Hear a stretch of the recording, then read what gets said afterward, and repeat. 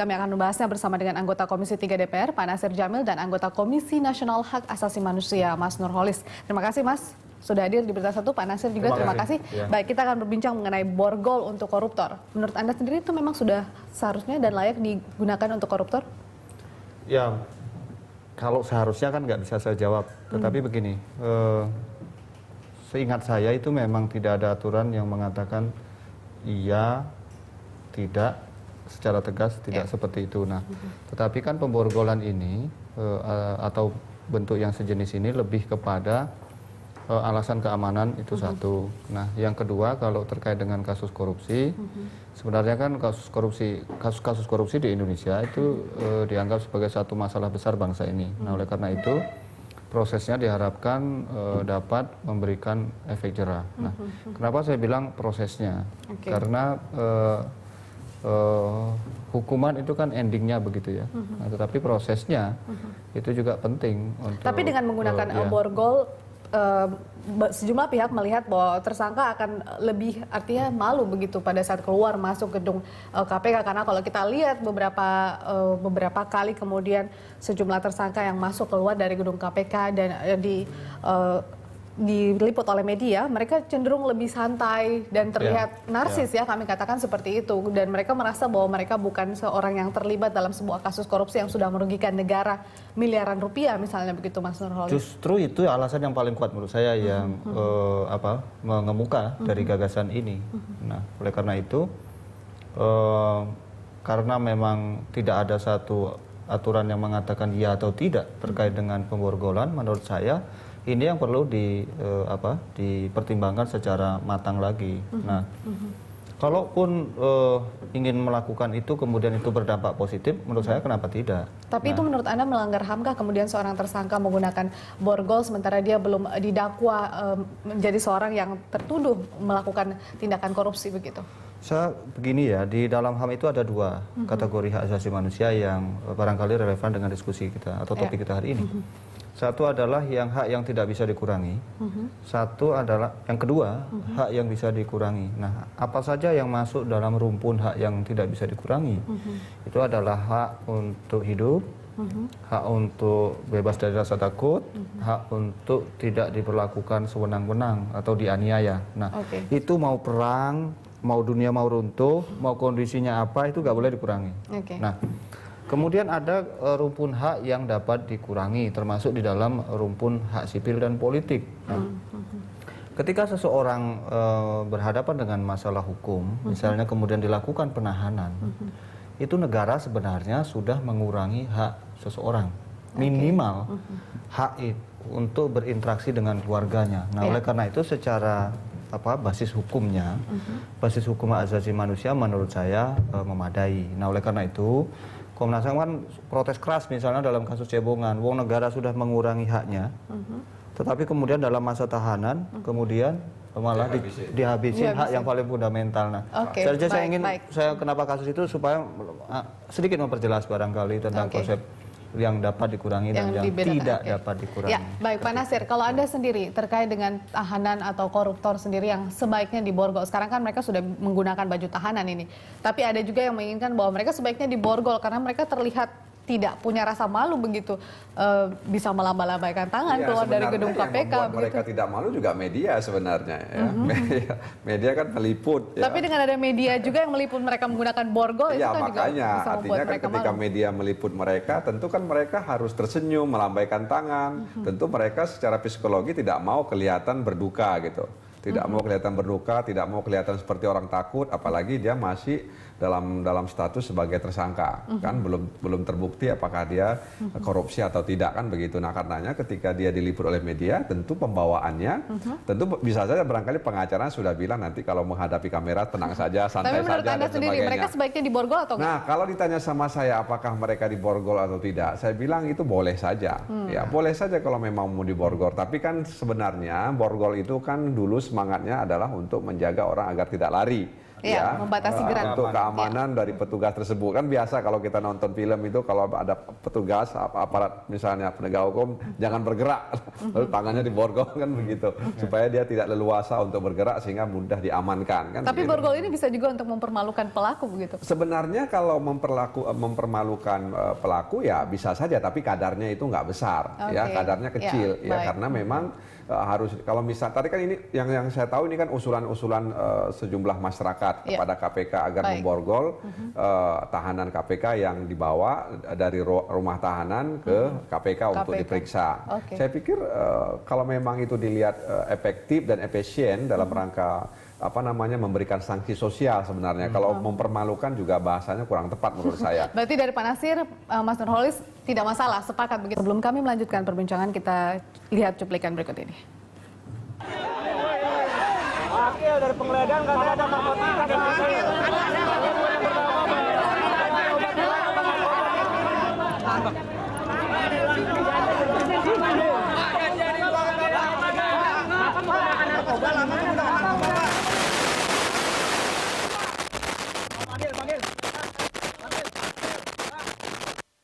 Ya itu untuk bajunya Pak. Tapi tadi kalau kita lihat dari cuplikan tersebut itu kita tahu itu berujung pada penamparan Akil Mukhtar kepada salah satu rekan media begitu, dan itu juga artinya bahwa mereka sebagai tersangka dan merupakan tahanan begitu mampu kemudian berbuat lebih sementara posisi mereka sudah menjadi tersangka begitu pada saat berada di lapangan sendiri. Mungkin saya ke Mas Nurholis dulu. Ya itu mungkin satu alasan ya. Tapi alasan lain itu menurut saya memang yang harus digali ini kan adalah alasan sosiologisnya. Nah, alasan sosiologisnya itu kan tadi seperti Pak Nasir sampaikan bahwa ada kesan kok jadi selebritis begitu ya. Ada kesan jadi selebritis padahal ini sebuah proses hukum yang serius. Ya. Nah, oleh karena itu menurut saya itu yang harus dirubah. Nah, kalau secara signifikan bahwa pemborgolan itu menjadi merubah suasana itu, bahwa itu adalah sebuah proses hukum yang akan mencari atau menetapkan seseorang bersalah begitu ya, dan itu kan kesannya kalau kita lihat tadi seperti main-main begitu ya. Iya, makanya. Seperti tidak terjadi sebuah peristiwa yang besar sekali. Iya, perbedaannya dia dengan Padahal yang lain hanya menyangkut- karena dia menggunakan Iya, baju padahal orang. menyangkut Seperti yang saya uang. Jadi katakan, kalau menyangkut uang jadi begini miliaran. maksudnya barangkali Iya. ketika nggak diborgol dia nggak bisa nampar gitu ya. Ya itu satu alasan. pokoknya tidak Satu melakukan alasan. tindakan yang bahwa dia kan saat itu sedang Iya. menjadi Kalau salah saya lihat tersangka. bukan nampar tadi, gemes dia lihat wartawannya gitu loh. Ya, itu namparnya. Nah, tapi itu satu alasan saja. Menurut saya alasan lain itu adalah suasananya. Oke. Saya setuju juga bahwa itu adalah proses yang misalnya orang begini begitu menurut saya terlalu Berlebihan begitu ya? berlebihan juga. Nah, tapi kalau begini kan artinya seseorang akan kelihatan bahwa ini adalah satu proses hukum. Nah, di balik itu ada satu hal yang sedang digali, Ya. sedang berproses, sehingga publik juga melihat bahwa ini sesuatu yang sedang proses yang serius. Dan Itu dia yang yang diduga sedang- terlibat kemudian dalam Iya, kasus yang diproses iya, tersebut iya, begitu ya. itu yang Baik, saya Pak Nasir, katakan. bagaimana Anda melihat Iya, tayangan? jadi kalau melihat insiden Bang Akil tersebut memang ya tentu dia bisa melakukan itu kan karena barangkali tangannya tidak diborgol ya kan. Tapi kan tentu itu bukan yang sering dilakukan oleh tersangka koruptor koruptor, ya, ya. ketika mereka dibawa ke KPK. Nah, karenanya menurut saya memang harus dikaji lagi ya. Kalau memang itu dianggap bisa efektif dan efisien, misalnya memberikan sanksi sosial bahkan dalam tanda kutip mempermalukan tersangka koruptor itu korupsi tersebut ya mungkin saja, dan itu tidak dilarang ya, tidak dilarang. Apakah sebaiknya ini diatur dalam sebuah aturan khusus? begitu, Pak, Ya, institusi? diatur aja dengan aturan internal KPK. Oke. Ya, diatur dengan internal KPK bisa saja memang ya bisa. Kalau menurut saya memang bisa saja diborgol itu secara psikologi memang itu akan membuat orang merasa terhina gitu ya. Dia terhina, artinya dia ya seperti penjahat-penjahat lainnya yang diborgol misalnya. Ya, kan itu kan kadang-kadang kita lihat orang curanmor juga kalau digiring ke kantor polisi juga Lebih dari itu. Nah, Lebih dari itu. iya, digiring ke kantor polisi Anggota seperti itu. pihak Iya. perampok misalnya Ya, juga dan curanmor, penjahat kemudian gitu yang ya. lain-lain pelaku-pelaku yang kejahatan-kejahatan kriminal itu, Iya, itu juga kan diborgol tangannya ketika dibawa ke ruang pemeriksaan perusahaan ya. Jadi saya pikir perlu dipertimbangkan oleh KPK usulan-usulan masyarakat tadi itu. Oke, kita akan lihat tayangan grafik berikut ini yang mendukung dialog kita pada hari ini. Ini statement dari Busro Mukodas, Wakil Ketua KPK, bagusnya malah komprehensif dengan revisi Undang-Undang Tipikor yang seharusnya diprioritaskan. Di situ dimasukkan sanksi tambahan sekaligus borgol itu tadi. Ini perlu sampai ke revisi Undang-Undang Tipikor begitu Pak Nasir? Kalau menurut saya itu diatur dengan aturan internal saja, ya tidak harus terlalu besar kalau ditaruh di undang-undang masalah borgol ini. Ya lebih bagus diatur oleh internal KPK, bagaimana dia memperlakukan tahanan KPK. Nah KPK itu kan punya kewenangan ya untuk melakukan itu. Nah tinggal memang kalau memang itu dinilai oleh KPK bermanfaat bagi upaya untuk menjatuhkan mental tersangka korupsi, ya itu lebih bagus. Tapi itu nantinya tidak menjadi celah kemudian bagi para kuasa hukum koruptor tersebut bahwa ini tidak diatur dalam sebuah undang-undang tipikor misalnya, hanya aturan internal oleh KPK saja begitu, sehingga itu tidak perlu dilakukan begitu. Kalau ya, saya pikir itu kan kewenangan penyidik ya.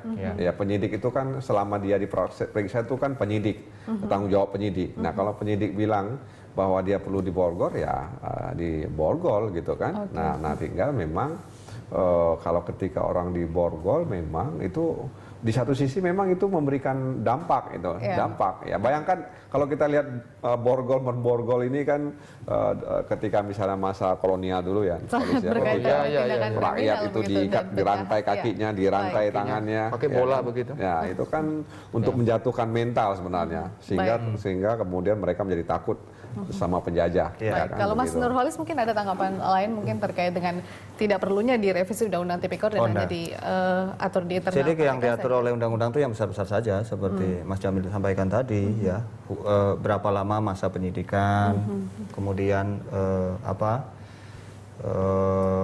penempatan dan seterusnya ya. Tetapi kalau secara teknis yang pemborgolan itu kan sebenarnya otoritas teman-teman penyidik ketika ingin membawa dari tempat ke tempat lain. Nah, jadi apakah di Indonesia diatur misalnya polisi ketika menangkap orang langsung diborgol secara teknis kan enggak. Nah, oleh karena itu hanya juknis saja saya kira atau protap internal KPK supaya penting juga untuk dibuat aturan. Dan itu tetap dipatuhi yang menjadi penting juga membuat aturan karena kalau nggak ada aturan bagaimana nanti ternyata rupanya ada penyimpangan yang dimaksud dengan borgol misalnya adalah apakah tangan dan atau jari misalnya kan itu harus detail juga ya. Detail tapi di aturan saja menurut saya. Nah, nanti yang diborgol kan malah kaki sama tangan misalnya kan. Karena tidak ada atur kan.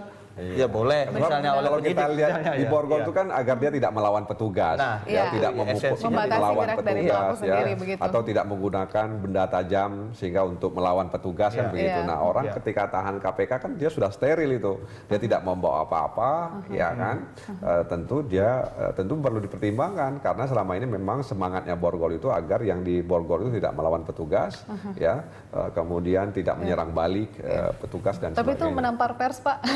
Oke, kita lanjutkan di ya itu salah satu alasan saja nanti dalam konsideran aturannya. Oke, baik. Anda kembali bersama kami di Prime Time Talk. Sebelum kami melanjutkan perbincangan, kita simak tayangan grafik berikut ini. Ini hukuman dengan efek jera bagi koruptor ada beberapa poin, antara lain baju tahanan, borgol termasuk, kemudian juga kerja sosial, pemiskinan, dan dicabut hak politiknya. Ya, berarti memang selain baju tahanan, borgol pun sebenarnya sudah harus digunakan juga untuk bagi para koruptor, begitu Mas Nurholis ya? Menarik sebenarnya tayangan tadi ya. Jadi kalau jenis hukuman itu, ini agak menyimpang nggak Bapak ya? Tapi tetap dalam topik tadi. Nah, pertama borgol. Kalau menyimpang ini borgol. Ya, borgol. Kita bukan ini kok. Yang lain itu soal pemiskinan. KPK, ya. Soal pemiskinan menarik menurut saya ya.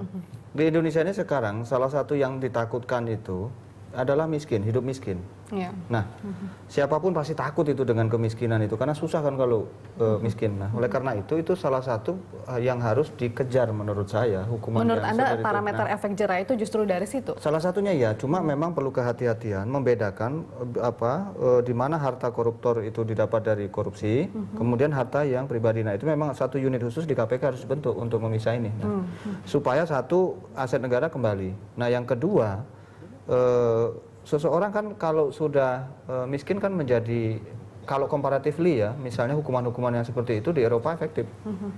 Nah, kenapa tidak di Indonesia kemudian itu menjadi salah satu hal yang menjadi prioritas selain borgol kemudian yang tadi yang kerja sosial misalnya. Tetapi menurut saya kerja sosial ini juga dalam konteks yang seperti apa. Nah, 3 hal itu atau 4 hal yang tadi menurut saya memang memerlukan satu pendalaman. Oke, kalau Pak Nasir sendiri Anda melihat kemudian borgol ini mampu memberikan efek jera atau Anda punya parameter lain kemudian untuk memberikan efek jera bagi seorang koruptor? Iya, tadi tayangan tadi juga cukup ini ya. Iya. Jadi kan perlakuan itu kan ada yang aksesoris ya. Kalau saya lihat baju, kemudian borgol itu aksesoris itu. Ya. Seperti mobil yang punya aksesorisnya sehingga orang lihat gitu kan. Sementara substansinya memang pemiskinan. Pencabutan hak politik juga perlu dipertimbangkan, ya kan, hak politiknya. Jadi sehingga kemudian berapa lama hak politiknya dicabut misalnya, ya karena dia sudah merugikan keuangan negara, sudah merugikan hak-hak masyarakat, merusak ekonomi dan sebagainya, sehingga kemudian hak politiknya itu dikurangi, ya kan, dikurangi artinya dicabut dalam masa waktu tertentu, ya kan. Nah, katanya memang saya lihat bahwa ini tentu memang harus konsisten dilaksanakan. Ya, kalau memang mau diborgol, ya kemudian disepakati ya konsisten dilakukan. Sehingga kemudian ini akan bisa membuat tersangka atau tahanan-tahanan yang tersangkut kasus korupsi itu bisa ya saya pikir kalau saya pribadi saya menilai hati nurani saya mengatakan itu jelas itu akan merendahkan orang itu dan itu akan membuat dia merasa terpukul ya ketika dia diborgol ya. Terpukul sekali itu memang orang diborgol. Karena memang di beberapa negara juga mereka melakukan hal yang sama, sejumlah pelaku itu diborgol. Kalau untuk di Jepang sendiri memang diborgol namun gambar disensor, artinya mungkin mereka juga masih menghitung bahwa itu bagian dari hak asasi manusia. Kemudian juga di Hong Kong saya juga dapat bahannya ini Pak. Di Hong Kong sendiri pelaku diborgol dan menggunakan topeng. Ya itu juga mungkin salah satu hal yang digunakan untuk terkait dengan perlindungan hak asasi manusia. Namun artinya bahwa dari Anda berdua Anda merekomendasikan bahwa memang selain memberikan itu kalau dalam juga hukumnya itu mubah itu boleh. Boleh ya. Boleh itu. Mubah, Nanti diatur dalam aturan internal. Iya, diatur internal ini. Ya Mas Budi aja itu sama teman-teman ya.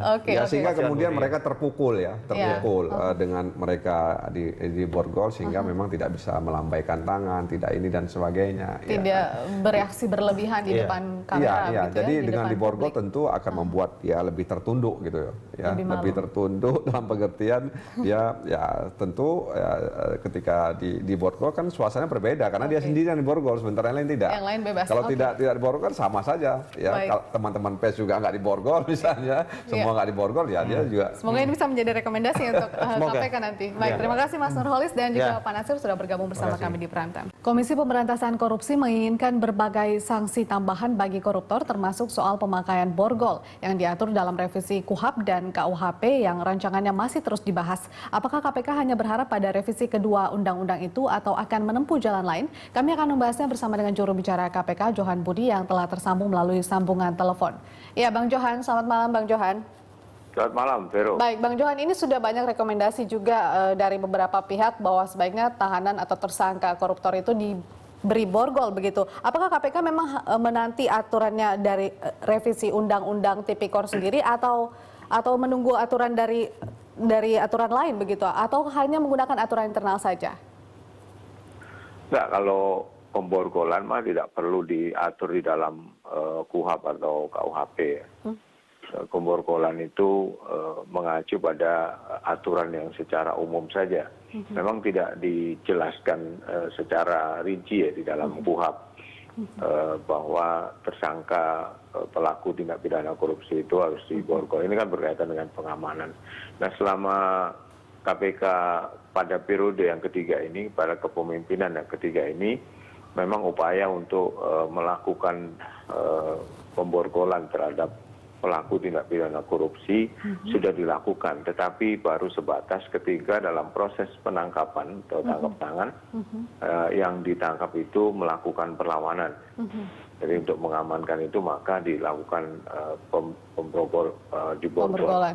Baik. Ya, memang belum semua ya. Misalnya ketika tersangka dibawa ke pengadilan itu kemudian diborgol, itu belum dilakukan. Tapi ini sebuah wacana yang memang menjadi pemikiran kita. Ya. Itu mengapa belum direalisasikan, Bang Johan? Apakah kemudian ada hal yang menghambat hal tersebut direalisasikan?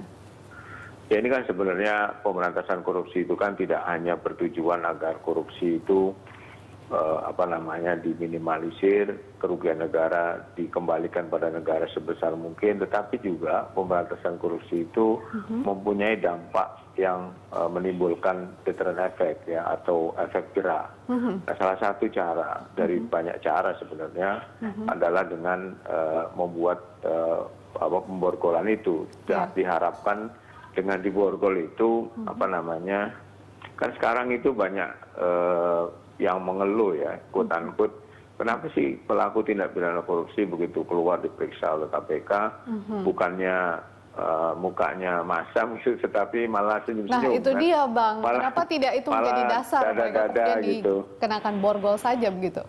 Ya makanya itulah kemudian ada pemikiran itu di KPK. Tentu ini kan harus disepakati bersama juga di dalam KPK ya. Butuh waktu berapa lama Bang Johan? Ini usulan ini sudah ada dari sekitar tahun 2008 juga terkait dengan pemborgolan bagi tersangka. Bahkan usulan menggunakan baju tahanan pun pada saat disampaikan itu bersamaan dengan usulan pemborgolan kepada tersangka atau tahanan begitu.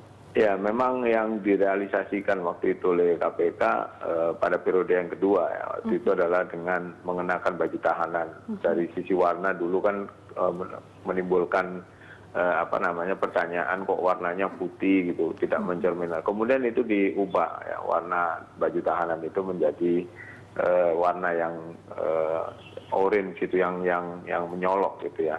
Dan di situ ada tulisannya tahanan KPK.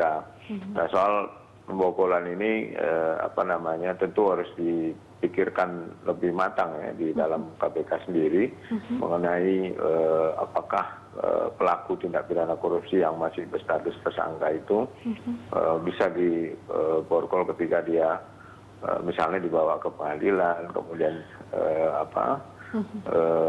ketika diperiksa di KPK misalnya dari rutan dibawa ke KPK dengan pemborgolan. Memang sedang dalam pembicaraan ya. Apakah pemborgolan tersangka itu merupakan sesuatu hal yang sensitif kemudian sehingga KPK masih harus menggodoknya lebih lama begitu? Ini bukan soal sensitif atau tidak ya. Tentu ada efektivitas di sana ya. Pelaku tindak pidana korupsi ini kan seharusnya dalam pandangan saya pribadi ya, kalau mohon maaf maling ayam aja harus diborgol kan, sementara pelaku tindak pidana korupsi yang uang yang diambil itu lebih banyak, merugikan lebih banyak orang gitu ya, masyarakat menjadi sengsara kok diperlakukan seperti biasa-biasa saja gitu. Nah ini perlu extra action ya, karena korupsi sudah disepakati sebagai kejahatan yang sangat luar biasa. Saya kira penanganannya juga harus sangat luar biasa. Ini belakang ini memang ada banyak perubahan ya di dalam KPK dalam kaitan dengan menangani ini. Misalnya sekarang sudah mulai barang bukti disampaikan ke masyarakat melalui media ya. Kalau Anda masih ingat kemarin yang proses tangkap tangan itu kan uang yang ditemukan di dalam TKP kan dipaparkan di depan publik melalui media kan. Ini kan salah satu cara juga bagian lebih terbuka begitu ya kepada media dan masyarakat. Ini juga sebagai efek deterrent effect juga gitu. Baik, Bang Johan, kita tahan perbincangan dulu Bang Johan, kita akan lanjutkan di segmen berikutnya masih di Prime Time Talk. Anda kembali bersama kami di Prime Time Talk. Kami masih tersambung dengan juru bicara KPK, Pak Johan Budi, namun sebelumnya kita simak dulu tayangan grafik berikut ini. Ya, terkait dengan borgol dan kejahatan kerah putih, di beberapa negara pun borgol itu digunakan, seperti di Korea Selatan, pelaku diborgol. Di Jepang, pelaku diborgol namun gambar disensor. Sementara di Hong Kong, pelaku diborgol dan menggunakan topeng. Baik, Bang Johan. Ya. Di beberapa negara pun sebenarnya sudah direalisasikan pemborgolan. Bahkan mungkin di Indonesia juga untuk pelaku-pelaku seperti perampok atau pelaku kejahatan lainnya juga sudah menggunakan borgol begitu.